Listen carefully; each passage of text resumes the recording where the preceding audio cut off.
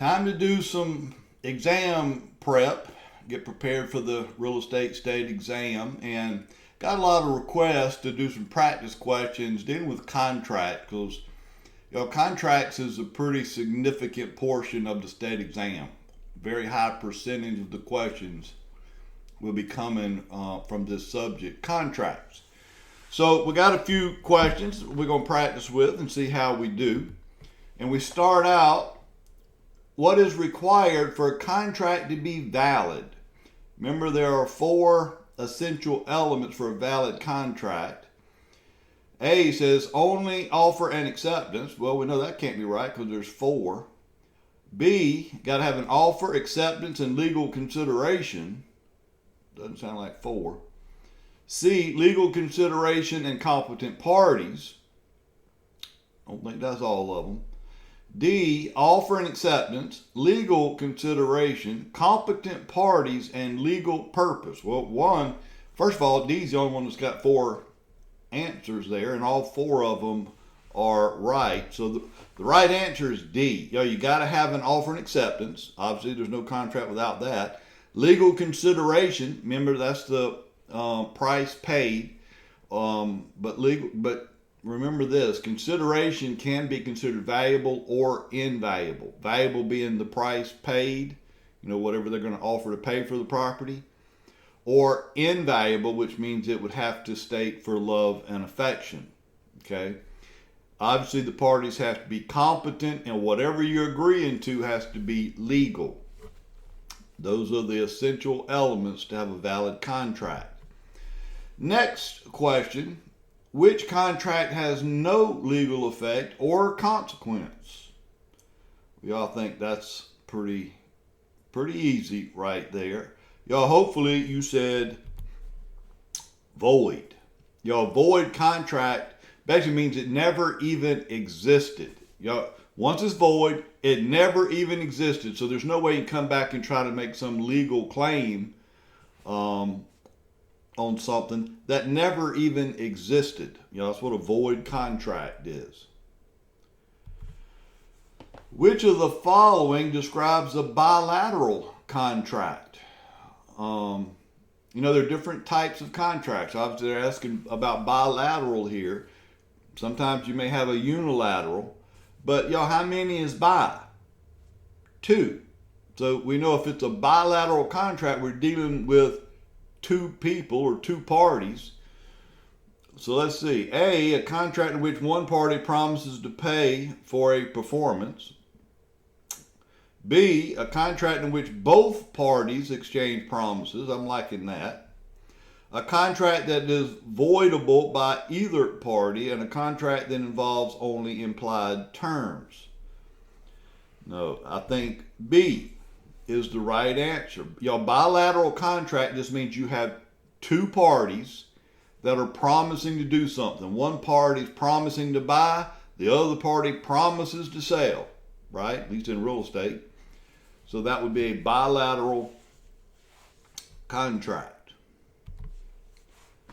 What does time is of the essence mean in a contract? Boy, that's a biggie. And I mean, for practical purposes, this is a big issue in real estate for sure. But time is of the essence. What does that mean? Well, A says the contract must be completed by a specific time or it's void. B, the contract is automatically extended if the deadline is missed. It requires strict adherence to contract timelines, kind of like that. The deadline can be flexible depending on circumstances. It can't be flexible. In the contract, there are many timelines typically that have to be met by both parties, but probably more so by the buyer. A lot of things that have to be done, you got to do it within a certain amount of time. Whatever amount of time you're allotted, for example, may have a due diligence period to do inspections on the property and whatnot. And the contract, different contracts say different things, but just for example, maybe the contract says, buyer, you have 10 business days to conduct your due diligence. Well, that 10 business days is not a suggestion. That's all you get, okay? You got to get everything you're going to do within that amount of time. All right? It's not automatically extended. It could be potentially, as long as both parties would agree to it in writing, but it's certainly not automatic. So B is wrong, where it says it's automatically extended. A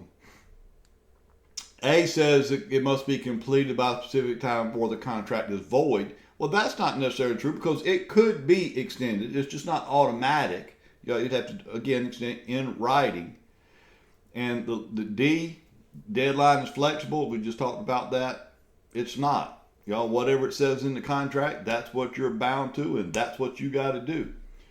So I kind of like C. It requires a strict adherence to contract timelines, and that's what they're saying there. Y'all don't let the clock run out on you. That will get you in a lot of trouble, or will cause your client a lot of issues. And trust me, if your client runs into issues, you got issues. All right. Which element is not essential for a valid contract? Well, that's kind of talked about that, I think, in the first question. But remember, there are 4 essential elements of a valid contract. So which of these are not valid? Well, A, legal consideration. We know that is. Offer and acceptance. We know that is. Legal purpose. We know that is. But to witness the signature. That's not an essential element right there. So the answer would be D. Y'all don't have to witness the signatures on the contract of sale anyway. So next question, what is a novation? Well, first of all, what does novation mean? I'm telling you, you'll probably get this question, at least with that term used in the question on the exam. So make sure you know what novation is, but basically it just means substitution. Something's being substituted for something else. Either one party substituted for another party, or maybe even a contract being substituted for another contract. But something is being substituted for something else. That's what a novation means. So let's look at our options. A, the substitution of one party for another in a contract. Kind of liking that. The voiding of a contract. Got nothing to do with substitution. The transfer of rights but no obligations. Got nothing to do with substitution. And the addition of new terms to a contract. Just because you're adding to it doesn't say you're substituting, so I don't really like that one. So A would be the right answer, right? Substitution of one party for another party. That's a novation. Next question. Which contract is not fully performed by one of the parties? Executory, executed, void, or implied? The right answer is executory. Executory just means we have a contract in place, but one or more of the parties have not fulfilled all their obligations under the contract yet. So basically that means we got a ratified contract, both parties have agreed, but we have not closed yet. So it's not fully performed. So that's considered executory. It's an executory contract. Once it's closed, then it's considered executed. We're done with it. Void and implied, we know that's wrong. So the right answer here would be executory, meaning that it's just not fully performed by all the parties. Okay, well, what happens when an offeree rejects an offer? Now, first of all, and we've talked about this in other videos, but this is another biggie. You got to be able to differentiate between the EEs and the OR. Like offeree, offeror, grantor, grantee. There's a lot of terms ending in EE and OR. You got to make sure you know who each would be, because it could cause you a problem down the road. But the question again, what happens when the offeree, well, first of all, who is the offeree? Remember, EE receives, OR gives. If that helps you to remember. So EE's receiving. So who's receiving the offer? The seller, typically. So it says, what happens when the offeree or seller rejects an offer? Y'all, that's pretty cut and dry right there. But A, the offer becomes void, kind of like that. The offeror, which again would be the buyer, must wait for a counter offer. Y'all, once it's rejected, there won't be a counter offer. C, the offer becomes a binding contract. Well, that can't happen because they rejected the offer. And the offeree cannot make a new offer. All right, so I think A is the right answer. Y'all, once an offer is rejected, quite frankly, by either party, whether it's the seller rejecting an offer or the buyer rejecting a counter offer. Y'all, once it's rejected, it's over. It's done. That's the end of it. And the contract now becomes, or not contract, but the offer actually becomes void. All right. Which contract provision allows for legal remedy in a case of breach? Breach of contract, what they're referring to here. So which contract allows for the legal remedy in case someone is in breach of contract? Well, A is novation. Well, we just know that means substitution. That really doesn't apply. Liquidated damages, that's certainly an option.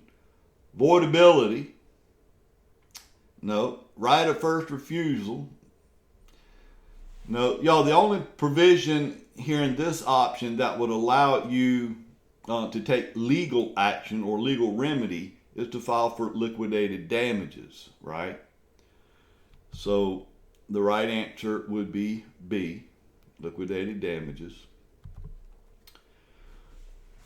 Which contract is legally binding but can be voided at the injured party's discretion? A contract that is legally binding but can be voided at the injured party's discretion. Well, let's see. A, executed. Once the contract's executed, it's over. You're done with it. You can't come back and try to void an executed contract. Bilateral, that just suggests how many parties are involved in the contract. Voidable, which I will tell you I think is the right answer. And then I'll come back and talk more about that. But then unilateral, again, that's kind of like bilateral. That's just a different type of contract identifying how many parties are required to do something in the contract. But the right answer is going to be voidable. Because if you have a contract that is voidable, voidable, which obviously is different than void. But voidable just means the contract can be voided by one of the parties. How does that happen? Well, if a buyer makes an offer to the seller, and say the seller decides to make a counter offer, so they counter back to the buyer. Well, when that buyer receives the counter offer, the buyer now has a decision to make here. One of three decisions. They could accept the counter. They could counter the counter. Or they could just reject the counter.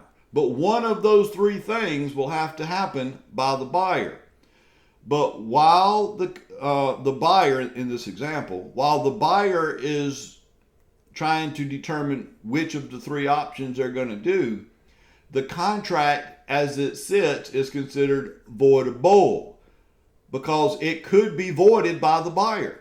If the buyer opts to reject the counteroffer, then that will void the offer, right? We kind of talked about that a little bit already.